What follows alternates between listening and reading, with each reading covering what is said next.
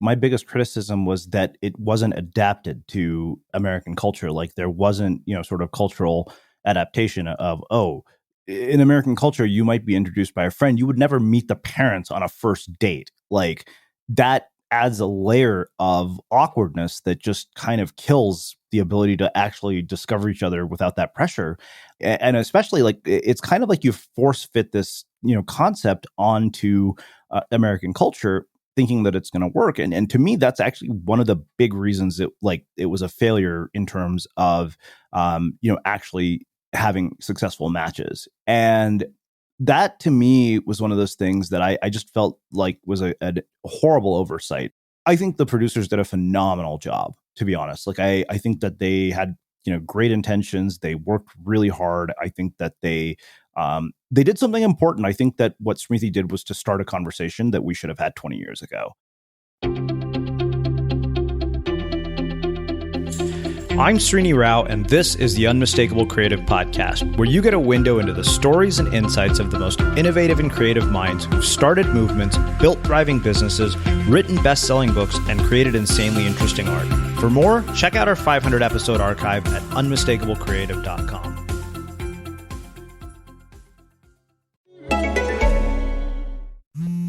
Hello, we are calling to inform... No. Anyone else sick of scam calls? Well, T-Mobile and Sprint have merged, and T-Mobile's network is bigger and better than ever, with scam protection built into its core. Introducing Scam Shield, free from T-Mobile. Get fewer scam calls, period. With Scam Shield, say goodbye to... Press 1 for free trip to Aruba. And say hello to answering your phone again. Learn more at T-Mobile.com. Qualifying service and capable device required for some features. Today, more than ever, it's essential that we're making the right decisions to keep our bodies healthy, to help us be resilient, live better, or simply take on whatever the day may bring. But we're overloaded with nutritional information, leaving us with more questions than answers. Does that even work? Can I trust it? Will that work for me and my goals? How do you know what your body uniquely needs unless you ask it? Well, for the truth seekers, the change makers, and the goal getters, the answers are inside you. Inside Tracker is the ultra-personalized nutrition platform that analyzes your blood and DNA biomarkers along with your lifestyle habits to help you optimize your body and reach your goals. Inside Tracker's patented system will transform your body's data into knowledge, insights, and a customized action plan of science-backed recommendations. Are you ready to take control of your health and wellness journey? Unlock the power of your potential with Inside Tracker. Get 25% off today at insidetracker.com/listen. All right, welcome to another scintillating episode of Unmistakable Creative. In case you don't recognize my voice, well, that's a problem. No, I'm kidding. That's because I haven't been on the show before, and it is a pleasure for me, Akshobh Giridharadas. I am a first-time person on the show, but here's the catch. I am not the guest. I am going to be hosting, and your regular host, Srini Rao, is going to be my guest. So, Srini, thank you so much for allowing the tables to turn. Yeah, well, thanks for volunteering to actually do this. I have only one rule when we start. You're not allowed to ask any questions. The questions are all mine. The answers all yours. Okay, fair enough. Right. Well, Srini, you've been an author. You've written a lot of articles. You had this great podcast. But your claim to fame in the last, 6-8 weeks has been a show on Netflix.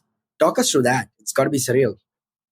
It's definitely surreal, and it's a little weird because people have asked, the most amusing questions come, they're like, oh, if there's a season 2, would you do it? And I was like, I think there are much bigger problems to deal with in the world right now than season 2 of Indian Matchmaking. Let's actually solve this pandemic problem first.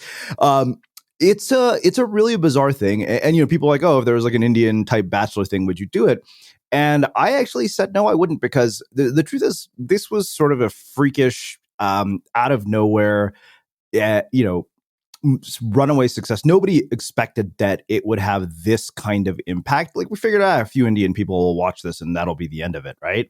And it turns out, it hit top 10 on Netflix here in the US, #1 in India.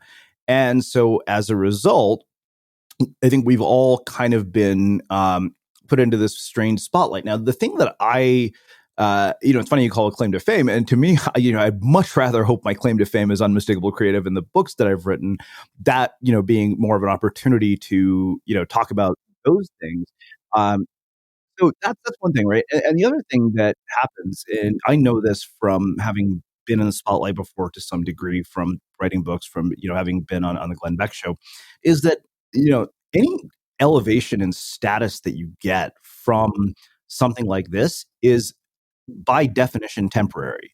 I think I was telling there's this girl who interviewed me for a comedy podcast, and I told her, I said, like, I think 3-4 weeks from now, maybe a month from now, nobody's going to give two shits about Indian matchmaking, because the way that we consume media and the way that culture works, we're just infiltrated with so much input. I think that the interesting thing about this is that it happened at a really odd time too, right? Everybody's sitting at home with nothing to do, and so I think that the consumption of this basically had a sort of life to it that it wouldn't have had, I think, if we weren't in the situation that we're in.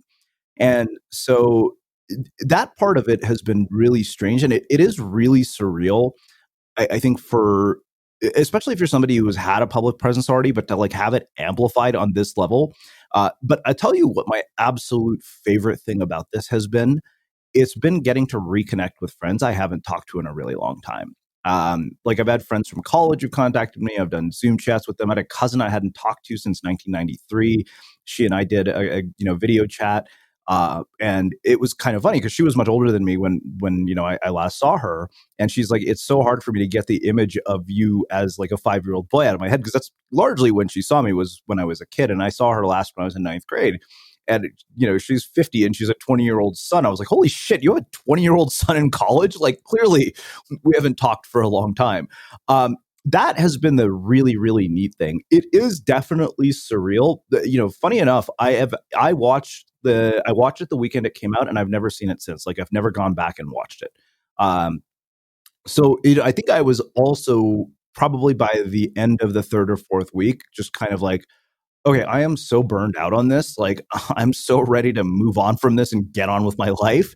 But as you and I were talking about, like, I think as far as cast members go, like, my sort of exposure in this is very limited. And so, I'm seeing like what other people are dealing with, just the endless amount of people contacting them and contacting them for weird things. Like, I would much rather be a guy in this situation than a woman, because I'm not meaning to be that hypocritically, but like, I feel bad for some of the women and what they have to deal with in terms of the kinds of messages they get from people and how, I mean, I think the creepy factor is much higher for a woman, right, than it is for somebody like me. And don't get me wrong, like, there are definitely messages where I've seen come in and I'm like, this person seems like a basket case. I'm not touching this. This is like a disaster waiting to happen. But it is absolutely surreal. Like, I never in a million years did I think anything like this is what happened in my life. But I also think that about the pandemic. Well, I was going to ask you about that. So, I didn't introduce myself properly in the beginning, but I've been a journalist and now work in public policy and had the chance to do, a lot of talks. But I started off in this line through a reality TV show. It was called Dream Job by ESPN, and I joked that it was like Apprentice without Donald Trump, because we were competing for a professional job interview without the shenanigans of reality judges, in the sense that it was a television show, and I know that experience was sort of surreal, but it was far back before social media was anything. But you now live in the social media era. So how did this happen? Like, in some ways, I think of it as the giant hand of fate that grabbed me. And in some ways, I'm getting the sense that the giant hand of fate grabbed you and put you on this show. Yeah, so there are a lot of factors, I think, that would play a role into this, right? In terms of being selected. First, I think that, I've spent probably the better part of 10 years building Unmistakable Creative, writing books, building this creative career. So people knew me for that long before this. And one of the things that happened is, even through that, I was somewhat connected to people who were kind of, in my past. Many of them became podcast listeners over time. And one of them was a friend from college. And so she actually contacted me and said, hey, there's this, documentary my friend is doing, and I thought you would be an interesting person to be part of it. Would you be up for it? And it was like, you know what? I mean, I am single, and in my mind, I think some people had asked, like, was this just a publicity stunt, like to get publicity for work? And I was like, no. So, what I said was like, in my mind, I went there thinking, yeah, I'm completely open-minded, but I also realized like going in with too many expectations is a recipe for disappointment. So in my mind, I was like, best case scenario, I might meet somebody incredible. Worst case scenario, I get a lot of, exposure for my creative work. And I jokingly say I'm the most eligible Indian bachelor in America. But, and I don't entirely know that's true either. But, it was kind of like, okay, there definitely could be a downside. I talked to a friend on his podcast about this. He said, there's a big sort of risk reward component to it, especially because of the fact that anything can be done in editing, and basically you really have to be mindful of that, especially when you have a public presence, that you've worked on for a long time. So you got to keep in mind that everything I do in the public eye is not just a reflection on me, but investors who've invested in Unmistakable Creative, agents, editors. Everything I do also reflects on them. So if I look like a jackass, it definitely reflects badly on them. And so that was definitely something that I had a lot of conversations about with the team before I kind of agreed to do it. I had lawyers look at media contracts and releases. I talked to a dozen friends about it. Family.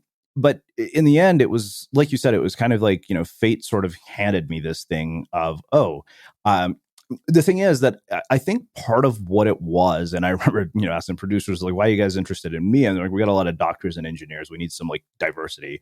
So yeah, I jokingly say I'm like the token misfit of Indian matchmaking. Because I like probably the closest person to me who's like, not fitting that mold is that guy Vyasar. And I think that, I was kind of the sort of, whoa, who the hell is this guy? Like, he doesn't fit our model of what an Indian person is supposed to be like. He's nothing like what an Indian person is supposed to be like. And so I think that was one thing that kind of made me a standout. Now, how that plays out in terms of matches, that's a whole other interesting conversation around how we assess people and culture. Like, you read the article I did about the South Asian arms race for impressive biodata. And, it's funny because I think that, people are like, have you, always dated Indian girls? I was like, no, I have actually almost never dated Indian girls. Like, I've dated one Indian girl in my life, long distance, and it didn't work out. But I think the thing that was really challenging for me, and, in the spirit of complete transparency, is that I, regardless of matchmaking or not, always felt that I was being judged because of the choices I've made and the fact that they don't fit some sort of mold, and that I can't give people this sort of linear arc of, oh, this is what I do, and not have them kind of roll their eyes or think, oh, that sounds like bullshit. Because, we have biases, like all of us have biases, like your cognitive biases are just embedded into you. But, you have a cultural bias. Your cultural bias, if you grow up as an Indian person, is to view people through the lens of their accomplishments. And that's just kind of how it's hardwired. So like, I was like, I remember one of my friends like, what's the difference between a LinkedIn profile and biodata? I said, nothing. It would just be like adding your romantic preferences to your LinkedIn profile. That's about the only difference I can think of. And, like I remember hearing, about this. And it's like, in a conversation with Sima, I was like, lady, I'm not looking to hire somebody for a job, and it was kind of amusing to me, like, being asked, oh, like, do you have a preference for occupation, like college they went to? I was like, did you read my profile? I'm like, do I seem like a person who would give a shit about any of that? Because the truth is, dude, like, I was raised to believe those things are of great value as well, only to come to the realization that the people who I am closest to possess none of those things, and they're extraordinary people. And that was a really eye-opening thing. Like, you talk to 1,000 people on a podcast like this, what that does is it basically stretches your model of the world and expands it significantly to the point where you start to basically see things through lenses that you've never been exposed to. Like, you have so many more data points to draw from. Whereas you grow up in the culture that we did, it's almost like they purposely limit your exposure to data points to put you into a box of like doctor, engineer, lawyer, whatever. And you're a journalist, so you know this. But and like I kind of told my dad, I said, look, I'm 30 years old, I'm broke, and I'm living at home. I've done it your way. Clearly, this is not the result you or I want. And so let me do this my way. And don't get me wrong, it didn't come without its struggles. Like doing this is not for everybody. It's not for the faint of heart. It does a number on your self-esteem. I think that until you find some degree of success with creative work and we're not talking like breakout, best-selling, author millions of copies success, but enough to get to continue doing your work and make a living from it. You feel very insecure about it. And even then, it's kind of like, after a book deal with a publisher, I remember having this conversation with this doctor at some winery that the guy owned. And, he talks to all the other kids. Like, what do you do? And every one of them was like a doctor or whatever. And he looks at me, I was like, I write books. The first question is like, oh, is that lucrative? I'm like, you're an investor in a winery that's basically lost money for 4 years. You're asking me if what I do is lucrative? Well, that's what called liquid assets, right? But so let's kind of I wanted to move the conversation on to a very profound aspect, right? Okay, just think about it this way. For a lot of people in the Western world, there is this caricature around arranged marriages, right? And I always pushed back on it, saying, look, it's not the archaic stereotypes, right? Those died with time. I mean, it's not like two people are foretold to each other and you don't meet each other till the day of the wedding, and if you break up that marriage, it's like you're banished from the home or the village, or that's ridiculous. In some ways I describe it as parents swipe right sometimes on a profile, and then 21st century technology takes over, right? It's like your friend setting you up, and then you Facebook, Skype, email, WhatsApp, and meet each other, and each of you decide, and it's sort of being set up by parents instead of friends. And that's the way I like to think of arranged marriages today. But somehow, would you say that this show failed to kind of add a progressive touch to it? This show sort of went to a point where it caricatured everything that what people know of arranged marriages being wrong, and accentuated it on a Western platform for a global audience. Yeah, I mean, truth be told, I think you hit the nail on the head. My biggest criticism was that it wasn't adapted to American culture. Like there wasn't, sort of cultural adaptation of, like in American culture, you might be introduced by a friend. You would never meet the parents on a first date. Like that adds a layer of awkwardness that just kind of kills the ability to actually discover each other without that pressure. And to me, and especially like it's kind of like you force fit this, concept onto American culture, thinking that it's going to work. And to me, that's actually one of the big reasons it was a failure in terms of, actually having successful matches, and that to me was one of those things that I just felt like was a horrible oversight on, on the part of Sima. Like and I'm happy to say that publicly at this point, because I don't think there's anything like, plenty of journalists have criticized them. I think the producers did a phenomenal job, to be honest. Like I think that they had, great intentions. They worked really hard. I think that they did something important. I think that what Smriti did was to start a conversation that we should have had 20 years ago. She brought a lot of things to the surface that we have basically as a culture brushed under the rug, because that's what Indian people do. We don't talk about mental health. We don't talk about, colorism. It's like, and the thing is, all those things are present. One of my friends said part of why there were those cringeworthy moments, and this is a friend who also is Indian, is because every one of us who's grown up Indian has experienced some of those moments that we're like, oh, I'm like, yeah, but we have that cringeworthy moment, because for us, they're like, yeah, you can literally connect a dot to every one of those experiences in your own life. Right. And that is just such a, and that's a good thing, because now we're talking about it.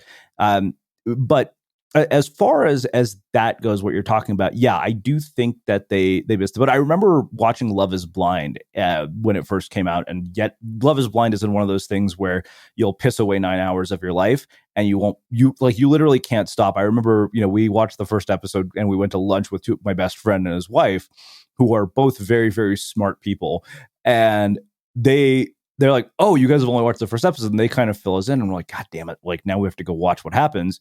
And I remember 3 days later, I texted him. I was like, thanks to you two idiots, we just lost 9 hours of our lives. You're two of the smartest people I know, and you're procreating. I'm very disappointed. I mean, obviously joking, like I love them. But the reason I brought that up is because I remember Nick Lachey, at the beginning saying, we're about to do an experiment that's never been done before. And I was like, what are you talking about, man? Read a fucking book. I'm like, Indians have been doing this experiment for thousands of years. You talk to a person from behind a wall and decide you're going to marry them without even seeing them. But I think that there is, I do think that there was aspects of it that were definitely much more westernized, but I don't know, man. Like, you grew up in India, so like I always wonder, like, did you think that that's how you were going to be set up? Like, your parents were going to introduce you to somebody? And I realize you said I can't ask questions, but for the sake of discussion, I have to here. No, I'm glad you asked me that. And what was your experience of? Hello, we are calling to inform. No.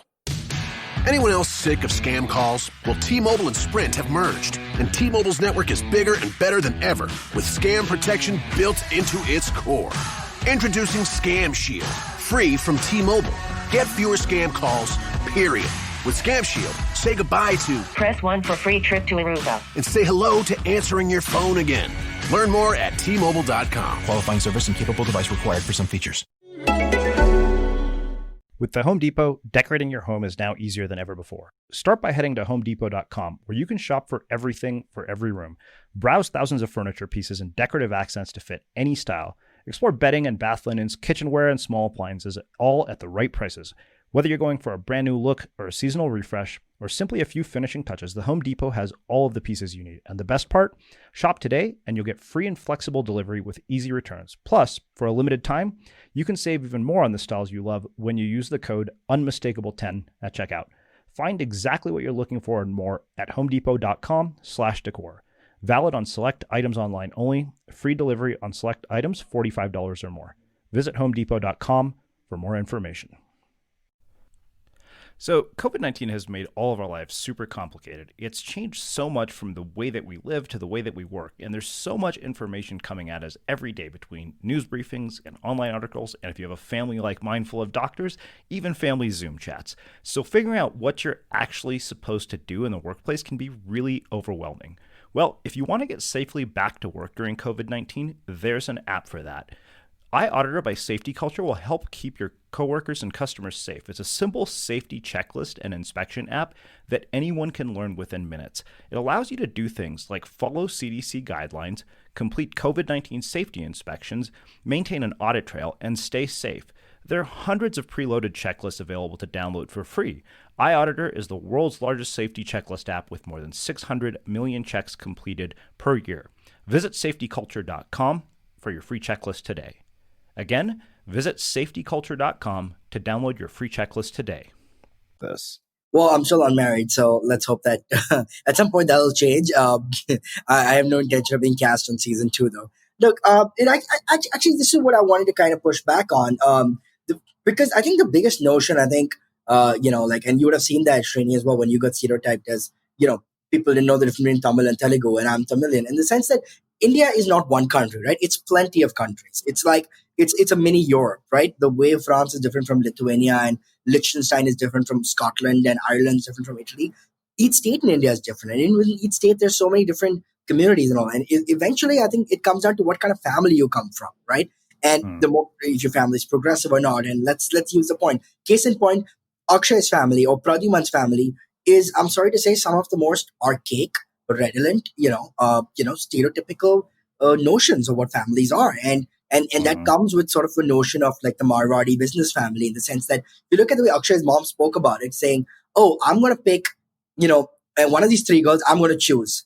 I'm like, what? You're playing eeny, meeny, miny, mo with a life partner? I mean, this this isn't, you just randomly just picking anyone and say, be happy with them because it's done. It's ridiculous, right? So I think my parents obviously left it up to me. And as a case in point, I'm a little over 30, 31, 32, 33 now. And there's been no pressure. I left it up to myself to kind of, and in some ways, there was never that notion that, oh, this is how it's going to happen. And yes, one could play the card that, oh, I'm a guy, so I probably have it easier, maybe. But it was always left up to me. And my elder sister, she's, she married someone out of her own, who's actually Telugu from the US. She married someone out of her own volition, someone she met. So there's not a question of like, this is what we're going to do. But I guess I think the most important thing, Srini, and I think you'll agree with that, it depends on what kind of family you come from. Because at the end of Mhm. the day, the equation between you and your parents, right? Even your siblings Yeah. sort of takes a back seat in that equation. And sometimes Yeah. even your parents take a back seat. If you're really, if your parents say, I want you to do this, and if you're strong-willed and determined, and it comes down to you. So I would say it really depends on that. And I think where the show really missed the forest for the tree, it's like Sima was talking as if this is how it happened in India. I'm like, no, it's different communities in India, different cultures, different castes. My family's Yeah. nothing like Akshay's family. God forbid. Like, I mean, these are people I wouldn't touch on a barge pole. I mean, I don't mind saying this out loud, but I mean, I'm like, Akshay had a personality of a doorknob, and uh, and like the way, and I think this is what I wanted to kind of segue to another question and ask you this, and if I could throw the ball back, and there's this notion, like, and the one thing I would take away from the show, the way they spoke about marriage was, you think about it, it's sort of a person and period, right? The one is the time period, right? In Akshay's Mhm. case, and his family's case, they're like, oh, he's 25, which is really, really young by most standards. He's 25, he Yeah. has to get married, right? So they looked at time period, and they're like, the person is secondary. Because look at the way they spoke about it. We have three girls, and we're going to pick any one for you. Be happy for the rest of your life.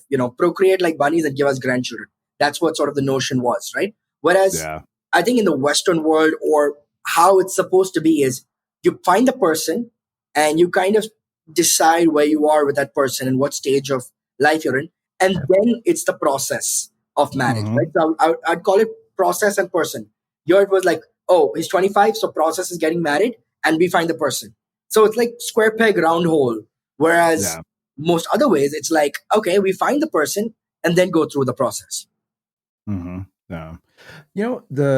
It's funny, like we would bring up timelines, and I remember, like, because obviously, like, once this dropped, my parents' friends, it was like aunties, they all descended like vultures to like call my parents and to find out more. And there's definitely still messages in my Facebook, messages that I saw, like spam messages, that I was like, yeah, I'm not responding to this because I really don't want to talk to this person you want to introduce me to. So, um, but I think the idea of this timeline thing is so arbitrary. It's like, I remember someone was like, well, you need to get married on time, right? I was like, you know what? I'm like, this happened a day ago. Give me a moment to breathe. And she thought it was ridiculous. She was like, and I was like, on time for who? I'm like, I'm the one who's going to have to live with this for the rest of my life. You might not even be around for this. So, I didn't say that to her, but I think that that is the thing that I find really troubling, is that we impose these very arbitrary timelines on people. And, unfortunately, I feel like that leads to very bad choices. Like, I wrote it in the article, the South Asian arms race for impressive biodata. I said, like, if you've got a daughter, do you really think that she's going to make a wise choice in a life partner if she's constantly being told, oh, you're getting older, you need to choose? Yeah, like, do you really want to know that your daughter, this person that you supposedly love unconditionally, is going to settle for just whatever she can get? Like, I had a friend who was here, having drinks with us a couple nights ago, like just a few days after it came out, and we were talking about this. And he's divorced, and his first wife was American, so his parents would reach out, or friends of theirs would reach out, and they would make introductions, and he'd be like, so this is the best you think I can do? And then I kind of started to feel that way too. I was like, really? I'm like, these are your standards for me? I'm like, these are questionable, to the point where, like, I told my dad after one conversation, I said, you know what, because he texted me and he's like, hey, did you talk to this auntie? I said, yeah, Dad. I was like, I've made a decision. The only person I'm going to talk to from now on is my cousin Rama. I was like, because she's the only person whose judgment I trust, so you can basically filter everything through her. And I will only talk to her about this because she's the only person who will handle this with some level of sanity. And, and it's kind of amusing. Like, she's just become sort of the guinea pig. Like, it's like they just filter everything through her. And, it's funny because when I told my dad that, apparently my mom and dad both called her and had an hour conversation with her to talk about this. And I was like, well, and then she called me, for we had an hour chat. And I remember the other day she texted me about something. She was like, hey, Srini, do you have some time to talk? And I texted her back. I was like, are you going to try to set me up with somebody? Because I would be like, no, I don't have time to talk. There is this just sort of weird expectation of some sort of timeline. And I've resisted that because I just, like, it's so much more expensive and traumatic to have to like go through a wedding that doesn't work out, or, you know, a divorce than it is to like wait and make a good choice. And somehow I don't know why that doesn't seem to like land with Indian people. Like, I think we treat, and I think it's like, you know, 10 times worse for women. Like, I had a friend who interviewed me for her podcast, and, you know, her opening question is, what do you like most about being a man? And, you know, I was like, wow, that's a really kind of loaded question, because you could just say something stupid. And so I told her, like, look, I'll answer this from the perspective of culture. The thing is, you have this double standard. And in all honesty, to me, that's absurd. I've seen some breathtakingly beautiful 40-year-old Indian women. And like, why would we treat those people like there's something wrong with them, or that they have an expiration date? Like, if it's somebody who is amazing, somebody you feel compatible with, you know, I'm 42 years old. I'm not looking to basically make a judgment based on somebody's age. You know, a friend was asking me, you know, and of course the question comes, okay, well, what about kids? And that is a fair question, and it's a hard one. But in my mind, it's like, if you meet this amazing person and it's either them and, you know, no kids, or somebody that you don't find nearly as appealing and don't have nearly the depth of connection with, but you get to have kids. Yeah. I don't know. Like, I think I would choose, you know, the person I'm in love with and no kids over the person I'm not in love with and the possibility of kids every single time. Because, you know, like, yeah, maybe you get to have this one thing, but it's like, oh, so you're going to have these amazing kids, but you're going to have a horrible relationship with your significant other? What kind of kids are going to come out of that marriage? Yeah, no, that's true, and I think that's a good point. And I think one of the things that I was really surprised about when I saw on the show was, it wasn't just people in India. This is largely Indian Americans, and if you look at the cast as well, there was, I think it's almost like half and half, like Indian Americans. And there was always this notion, I think, because I grew up in a family which had more Indian Americans than Indian nationals as well. Like, our family's the only one that, most Desi families, I joked, have one family in America and everyone back in India. In our case, we were the only family in India and everyone was back in the US. You know, so I kind of saw that. And the view I always got was, you know, by virtue of growing up in America, you've kind of, you know, eschewed from the norms, not norms, but sort of the societal pressures, and you will find your own way, marry outside of the community, marry outside nationality, you know, not marry, you know, or just, you know, or raise a family with someone you're not married to. And it was like a free pass for all that was sort of given. But when I saw like people like yourself and so many other people on the show who are Indian American, that was a little surprise. So tell me that. I mean, what's the notion that suddenly, was it just a sense of, oh, the apps didn't work out, or we haven't met people, or we were in a relationship that didn't work out, then we want to kind of now go the traditional try and test it and let's see how this works out. Well, look, it's funny because one of my friends from high school actually saw this, and she contacted me, and she's an Indian girl. She's like, I was so proud of you. She's like, because she said, I think that, you know, the you I knew 15 years ago would never have been open-minded enough to even attempt something like this.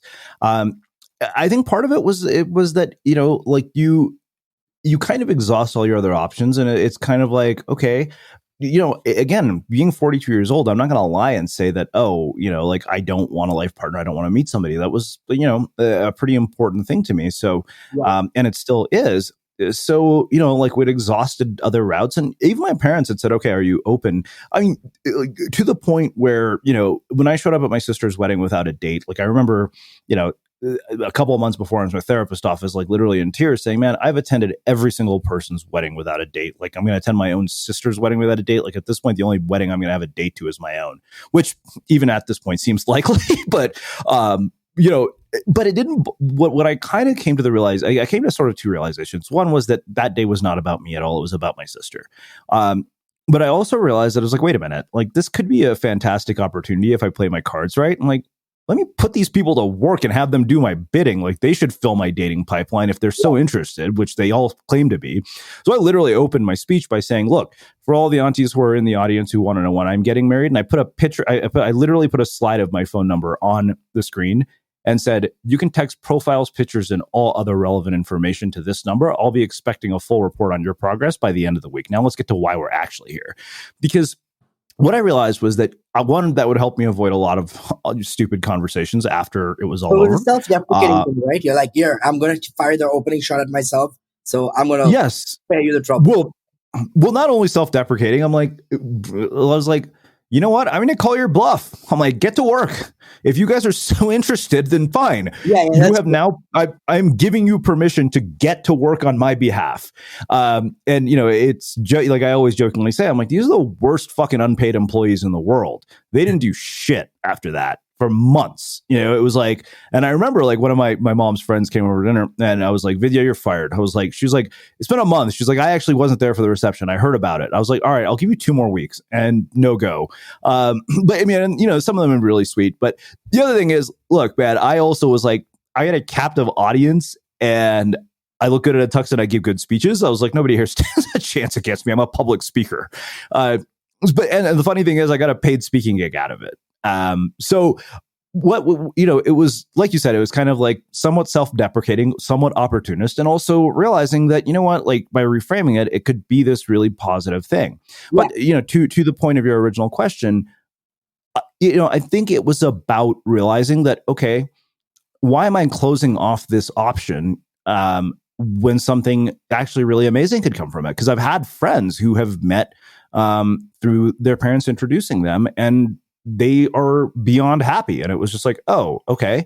You know, some of my sister's friends, like I think some of the guests at my sister's wedding, like their parents introduced them, and, you know, they totally hit it off. And, it, you know, I mean, it definitely wasn't the sort of, hey, meet the parents on like date 1 type of thing, but still it was like, okay. And in a lot of ways, you're like, wait a minute, why would you not take advantage of this massive network of people who pretty much can introduce you to like endless amounts of prospects? It's like, okay, so I can basically do that, or I can keep swiping right on Bumble and basically play the fucking slot machine lottery. Like playing, you know, like trying to find matches on Bumble is literally like, you know, putting quarters into a slot machine in Vegas and hoping it comes up, you know, 3 cherries. And every now and then you get it, but then you keep putting more quarters and you keep losing money. And so Tell me in my mind, I was like, all right, why not? You know, because the thing is that you just don't know. I realized it was my own biases of, oh, you know, the only people who have to do this are people who are losers. And I was like, okay, obviously I'm not a loser, although, you know, I might have been called one on television. Yeah. But yeah, it was just one of those things. It was like, all right, you know what? What the hell? Why not? Why not see where this leads? You know, you got to remember, like, you know, we were talking earlier about the fact that I have been exposed to so many different models of possibility. And what I realized was that my own stubbornness and my own judgment about that process was closing me off from the potential of meeting somebody amazing. So, like, you know, I'll give you another ridiculous example. There are 2 of these that, you know, come to mind. So I interviewed this economist named Allison Schrager once, and we were talking about sort of, you know, decision making and risk. And so, you know, my ongoing joke is that I don't date women with small dogs, because I said, listen, I'm like, every time I've dated a woman with a small dog, that shit up in my face. And so I was like, every woman who's had a small dog that wasn't somebody I dated kind of fucked up my life. So, and you know, like she was, I was like, my business partner, Brian, was like, he's like, 1, Srini, you're not a dog person. And 2, 3 women is not a large enough data set to make that assumption. Right. And I remember once I get a bad breakup with an Indian girl and I was like, I'm done. And I remember with Indian women and Brian, you know, my old business partner is like, Srini, he's like, you can't rule out an entire race of women, particularly your own. You know, but the funny thing is, it speaks to the absurdity of my biases in this situation. When I was like, oh, I was willing to just completely rule out this option based on a few experiences, and so, you know, and I think that what this was saying, okay, you know what, I'm open-minded. Why not? Like, that's the interesting thing. I think with age, you become much more not necessarily flexible about values or things that matter, but you are not so set on how something is supposed to look. I mean, dude, my life has been a series of, you know, crises and things that haven't gone according to plan. Nobody graduates into two recessions, you know, grad school and undergrad. And so what I come to realize is that nothing in my life looks anywhere near the way I thought it was going to. So how is this any different? Maybe the way this happens isn't going to look the way I thought it was going to. And so somebody once told me that if you are so attached to the way that you think it should be, you actually close yourselves off to all the amazing ways it actually could be. And that stayed with me. And it was, believe it or not, a woman who came here to talk about love. And that really kind of stayed in my mind of, okay, you know what? you're right. I have a very clear idea. Like the other thing is, I think, you grow up in America, you get sort of conditioned to like believe in this romantic comedy version of what love and relationships are like. And it took me a long time to get, to let go of that. Well, was it just too much of, all the New York love stories and just the whole basis of like the How I Met Your Mother thing, right? I mean, it's well, yeah, of course. Like you look, I mean, even so, like if you we all notice, have Ted Mosby, we even all have a Ted Mosby moment. We all have that friend yeah, with Barney of Stinson. course. Well, you And we have remember, a couple friend, right? Marshall and Lily, they're all around you, right? And I mean, well, remember Nadia, like even mentioned on, she literally says that like this moment on the boat was her rom-com moment. And I was like, that's so interesting. But what that shows you is how deeply embedded this narrative is in our culture about finding love. Like, I mean, you think about it, like romantic comedies, TV shows, everything, pop culture really reinforces this sort of mythical narrative about what finding love is like. It's a drug, it's addictive, and it sometimes leads you to have not hallucinations, but you tend to have these scenarios that it'll have to work out for you at some point, right? Because you're like, I'm a good guy, I'm smart, I'm qualified. And, it's like a process of life that it'll just happen when it happens, right? Yeah. No, and that's the thing, right? Is that I remember, again, my old business partner, Brian, he's like, I think you have this delusion that you're going to have this like rom-com experience. Like you go out with one girl and it's going to be like mad love. He's like, I think what you should do is go out on 50 dates before you make any conclusions. He said, because then you're not going to be so attached to, sort of this idea. And it's funny because it takes us back to kind of what we were talking about, right, when we started this conversation about expectations, right?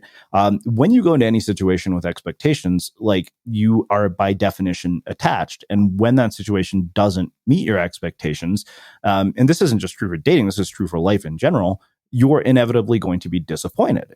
And so like you set yourself up for disappointment right from the start when you approach things that way. And, Emily Fletcher, who is the founder of Ziva Meditation, has this, brilliant quote in her book where she says, detachment is sexy and neediness is not. I mean, when you go in with expectations, you're also needy. There's nothing attractive about that. And the thing is, like, once I started to see that and experience it firsthand on dates, I was like, okay, wow, this is a really different approach. When you come here expecting nothing, everything turns out well. Sometimes better than you ever expected. And so that to me was one of those lessons. And that's why I was very clear, because, one of my friends asked me on his podcast, did you go there really with the intention of finding love? And I said, look, what I said is I was open to it. I wasn't going there with this like expectation that this has to lead to something where I'm going to be devastated or disappointed. Because again, that would be a setup for, not having fun in an experience that actually, honestly, for me was nothing but fun. Like, maybe other people who were around me didn't think so, but I enjoyed myself. Yeah, no, that's I mean, that's great to hear. I mean, you kind of went in with, a very serious show with some amount of levity. I think I want to just kind of, just circle back, to a very profound point. The fact that I think the most profound overnote for the show was the fact that none of the people that Sima and Dee set up ended up finding their life partner or found anyone else. So it's, I mean, while the show was a success in terms of eyeball ratings and the fact that, we're having a podcast on it, it technically failed in its origins, right? Of finding someone. That's like being on Shark Tank and no entrepreneur gets picked, Yeah, no, it really is. And it's one of those things where, so to me, and I said this in the process of writing that article, I said, what to me this indicated was that we as a culture have a serious update to do on this entire process. Like, I personally think that the term biodata should be discarded from our like vernacular because it's such a degrading term, both to men and women, like, you're not a piece of meat or a stock, and that, I think if we would get rid of that from our culture, it would be, I think it would actually lead to a lot more matches. And it was really funny because I was talking to a friend that my sister introduced me to, and I told her I was interviewing this podcast guest who was an emotional regulation researcher who was phenomenal, and she was like, "That sounds like a weird job." And then she went and looked. She was like, "Okay, her biodata is legit." Like she was joking, obviously. Yeah.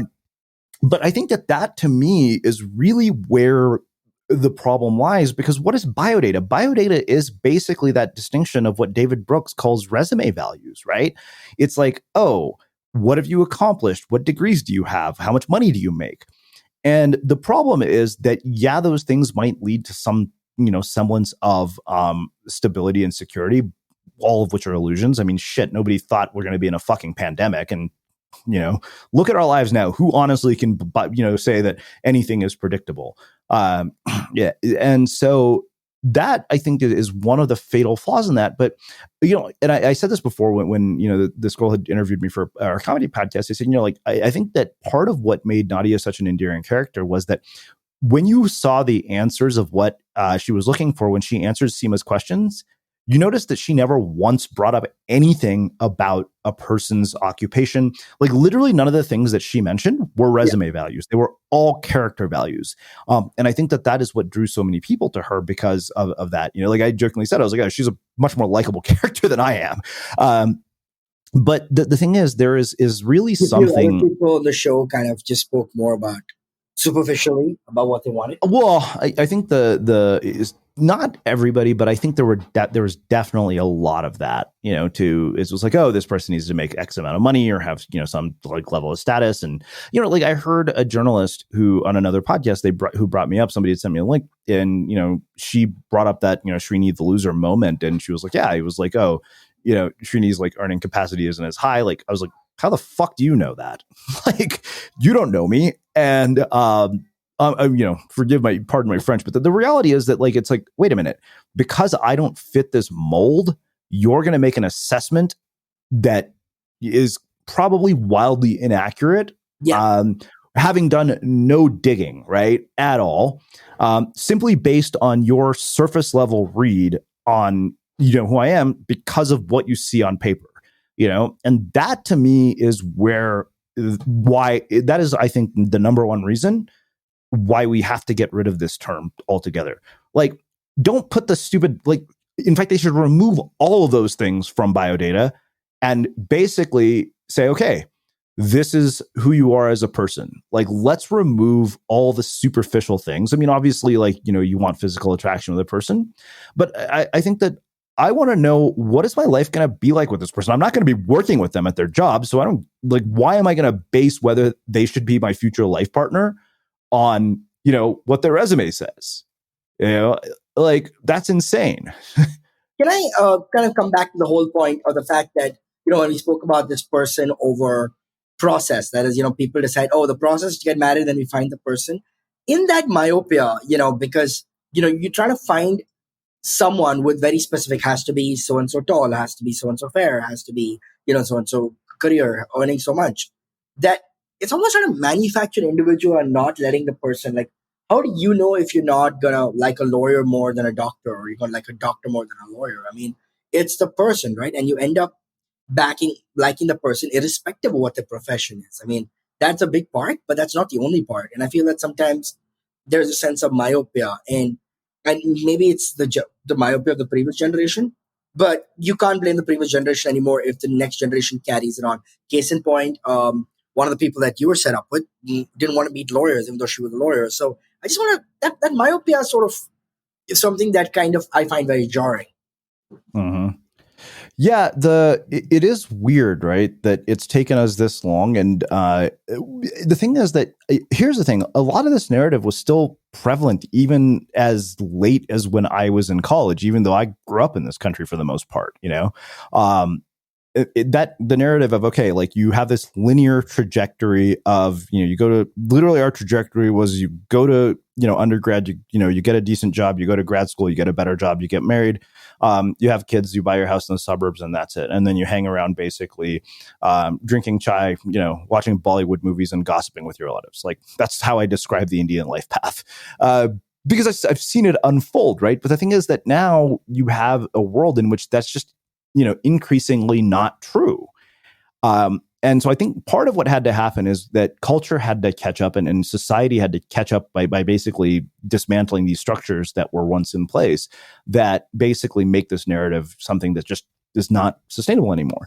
But the thing is that cultural conditioning is incredibly potent. Like, where did we get values from? We get them, from our parents, and those values evolve throughout our lives. You assimilate values from the environment around you, from the people that you hang out with. So you go off to college, and this is all fresh in my mind because I just finished writing this, five of the most important decisions you'll ever make article. But when that happens, it fundamentally alters, things in your life. And so you can't have a situation where like the thing is that starts to alter your life. The problem is that, for many people, these sort of social programs are deeply embedded to the point where they will never change because of how hardwired they are into us. And look, I would be lying to you if I told you that those sort of prestige biases weren't implicit in how I look at this through as well. So, I was talking with a buddy of mine who was a guest here, and we actually talked about this on the show. And he said, we both would say, okay, you're looking at a Bumble profile, and it's like no college degree, swipe left. And I realized it's ironic because we're both entrepreneurs, but despite the fact that we think the narrative is nonsense, that bias still impacts our own actions. He said, he's like, I don't think I could date a girl who didn't go to college. And I kind of agree. Like, I feel that way. Yeah, that the sense of like we're both, a sense that we are also in, wanting to be like intellectual. We're intellectual curious, so there's a sense of knowledge that we seek. I mean, more than the degree, it's a sense of that someone didn't go to college. You kind of feel that they either, well, obviously there are some extenuating circumstances, but you feel that they kind of just skip short on education or they don't value it enough, right? So there's that perception. Yeah, absolutely.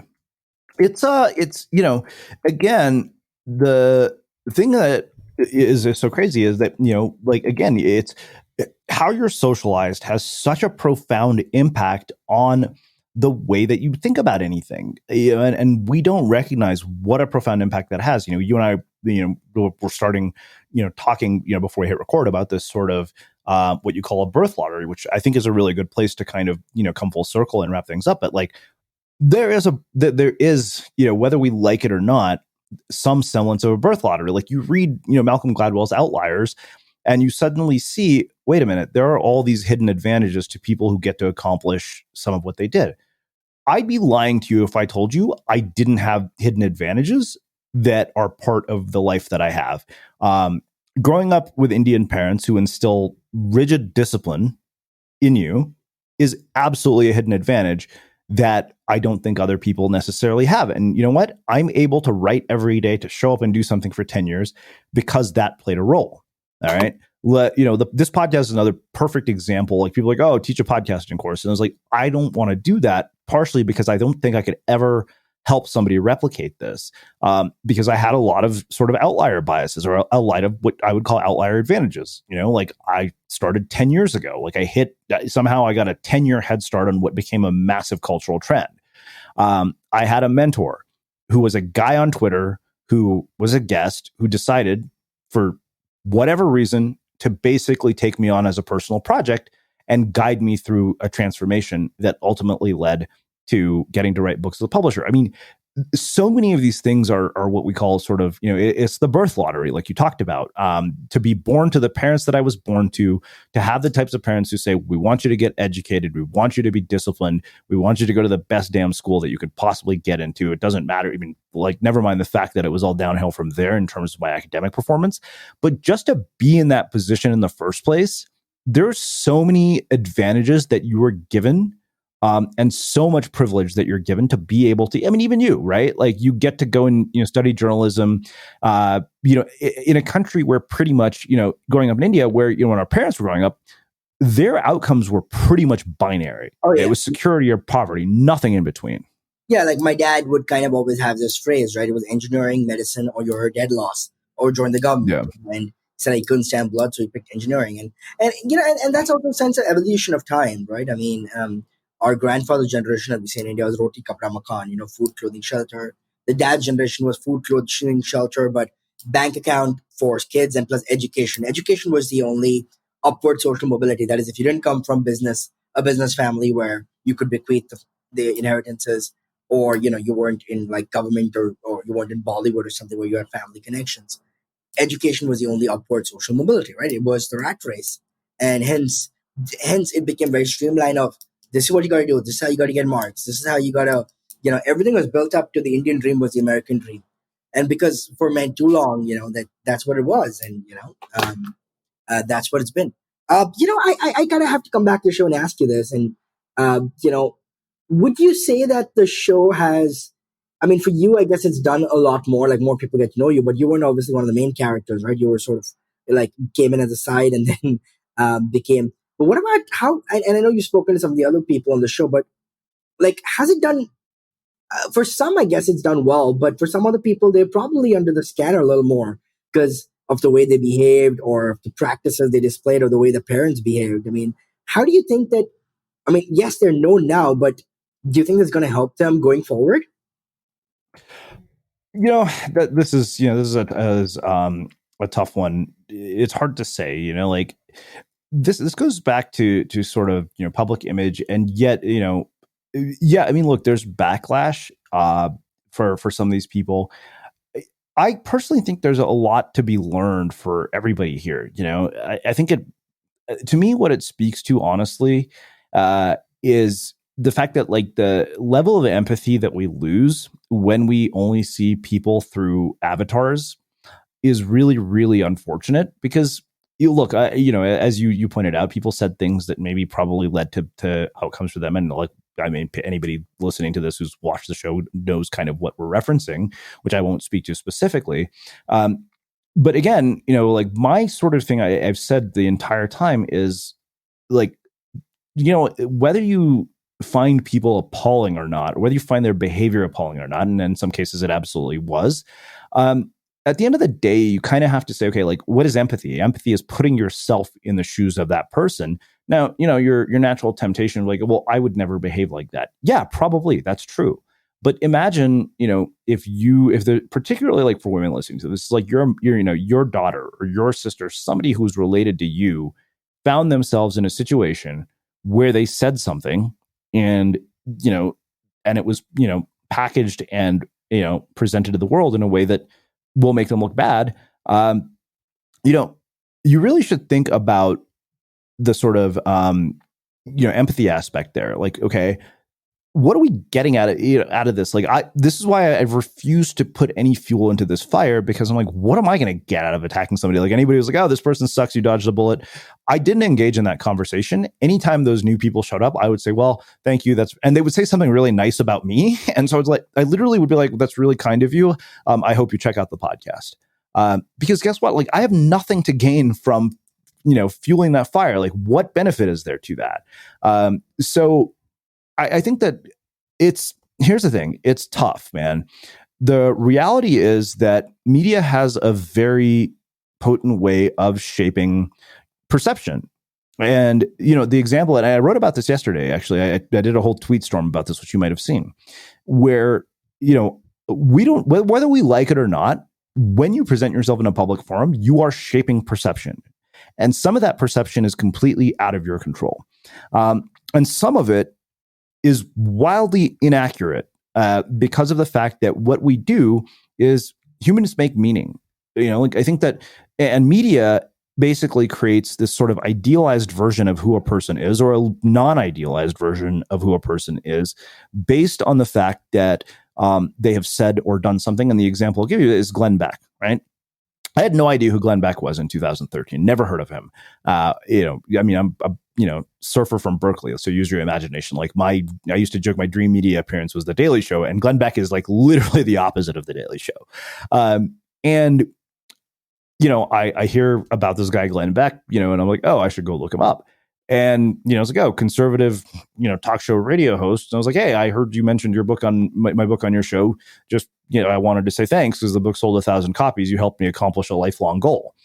And, one of my friends, like, Srini, I don't think you realize how big this is. Like, go look at your sales. And I was like, oh, I sold 1,000 copies in one day. But what was really interesting to see was the reaction from people in my audience, and even, and how people perceive this guy. It's like, like, I may not agree with most of what he has said, or, and there are things that I've seen. I'm like, wow, I can't believe that he actually said or did this. And it's pretty awful. And yet the thing is, if we can't open ourselves up to people we may not disagree with, we can't have civil discourse and we can't make progress as a society. So it's really important that we understand that, because you know what? Like, I'm always, I had a lot of friends who met Glenn back after they met me, and they're like, wow, he's so nice. And I'm like, yeah. And I said, like, what you have to realize is media creates a mask, and it's kind of like a game of telephone that goes wrong, because think about what happens by the time 1 million people hear something, right? Like, I could say one thing in this episode that you and I are having right now, and that one thing could be twisted and contorted and, mangled to the point where I come out looking like a complete asshole. And the more people that listen to it, the bigger of an asshole I seem like. And yet, under the surface, maybe that's inaccurate. And I only know this because, the funniest comment I've ever heard from somebody was with a vendor who was looking at translating our content into different languages using an AI tool. And she's like, you must be the most self-actualized human being in the world. I was like, that's ridiculous. I'm one of the most fucked up human beings in the world. That's why I do this work, because I need to solve all my problems with my guests. But the thing is, it's amazing, right? That somebody would create that perception based on 3 conversations that they heard. And that, to me, I think is really the thing to keep in mind here. That's what makes this really, what I would say about, in answer to your question, which is a really long way to answer, your question about people who weren't perceived as well. Yeah. No, I mean, I think you kind of hit the nail on the head, and it's kind of very interesting to see where this show goes. But on a final note, I think to also be kind to your editor and not give them more to edit for this thing. It's always great chatting with you, Srini, but I have to ask. I think everyone wants to ask, everyone who's listening to this, and what does the tag Srini the loser mean? I mean, it was obviously very unfair, very curt. It speaks more about them than it speaks about you. Because far from it, but in some ways, there's that song, which the line which goes, "I took what I hated and made it a part of me." So you've taken this criticism and kind of now made it a nomenclature, right? What does the tag mean for you? In all honesty, it means nothing, because, it's the opinion of somebody whose opinion matters like not one bit in my life. The opinion of somebody who I'm never going to see again, Yeah, who I'm never going to have an interaction with. The funny thing is, your mother-in-law at one point. so, well, thank God that's not the case, but that's a whole other story. But so Seth Godin once said that, he doesn't read book reviews because he said anonymous feedback from people who I have absolutely no relationship with will cause me to do nothing but hide. And in a lot of ways, that's kind of how I view this. It's like, what does it mean? It means nothing. It meant a lot of good publicity, to be honest. Like, in all honesty, that was a huge blessing in disguise, because if that hadn't happened, there's a really good chance that I would have just been an afterthought in this whole situation, because it was such a brief, it was like, it basically, what it did, it basically lit a fire where there wasn't one. And in all honesty, what do I say? What does it mean? It's meant actually very good things for me. And I'm actually grateful that it happened, which sounds insane. But I think that it really, honestly, like I said, I would have been completely left out of the conversation here if that hadn't happened, I think, because, my appearance was brief. And without that, it would not have put the spotlight on me at all. Like, people wouldn't have been like, oh, I need to go check that. Now I really want to know. Yeah, I mean, and it's sort of, because you were like not one of the main cast, you were sort of, one of the persons that one of the main cast you set up with. It's sort of now become a reference point for the show, right? So, I think we've got more people. Like, it brought us to kind of together where I looked you up, Well, like, I was going to get a T-shirt that said "loser" and post it on Instagram as a joke. Yeah, and you should, right? I mean, like, and some of the best taunts have happened from there. Like, I don't know if you're familiar with English football, but the Arsenal team fans are calling themselves the Gooners because their rivals call them Goons. So you take what you hated, and then you make it a part of you. No, it's interesting. And on that note, Srini, this has been great, and I look forward to having more conversation with you. Of course, I'll be remiss by saying that thank you for giving me the host seat, but I'm sure when I'm back on it, I'd like to change and take the guest seat because you do what you do best on this part. So Srini, thank you so much for the time, and thank you for allowing me the reins to your show, and I am safely returning the keys back to Unmistakable Creative. So until next time, thank you. Thank you. This was a lot of fun, and for everybody listening, we will wrap the show with that. Thank you for listening to this episode of the Unmistakable Creative Podcast. While you were listening, were there any moments you found fascinating, inspiring, instructive, maybe even heartwarming? Can you think of anyone, a friend or a family member who would appreciate this moment? If so, take a second and share today's episode with that one person, because good ideas and messages are meant to be shared. This is Acast Recommends. Every week we pick one of our favorite shows, and this is one we think you're going to love.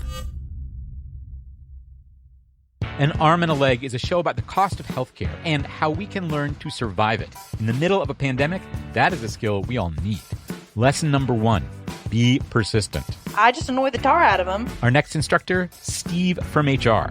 People where he works bring him their weird medical bills, and if he sees anything off, he goes to battle. I am a bulldog on this stuff. I'm not going to lie. We are not going to win them all. But we don't have to lose them all either. An Arm and a Leg. Acast is home to the biggest podcasts from the U.S. and around the world. Subscribe to this show and hundreds more now via Acast or wherever you get your podcasts.